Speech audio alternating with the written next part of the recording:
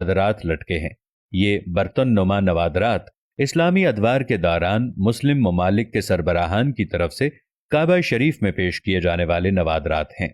ہو سکتا ہے کہ ان میں سے کچھ نوادرات دور نبوی اور خلفائے راشدین کے ادوار سے بھی تعلق رکھتے ہوں۔ اس کے علاوہ خلافت عثمانیہ کے دور میں پیش کیے جانے والے نوادرات بھی موجود ہیں۔ یہ نوادرات دراصل ممکنہ طور پر 3 اقسام کے ہیں۔ نمبر 1، لیمپ اور فانوس۔ جس زمانے میں بجلی نہیں تھی اس زمانے کے لیمپ یا فانوس کعبے کے اندر روشنی کے لیے لٹکائے جاتے تھے۔ ان میں سونے اور چاندی کے بنے ہوئے قدیم طرز کے فانوس نما لالٹینیں اور لیمپس وغیرہ شامل ہیں۔ نمبر 2، بخور دان۔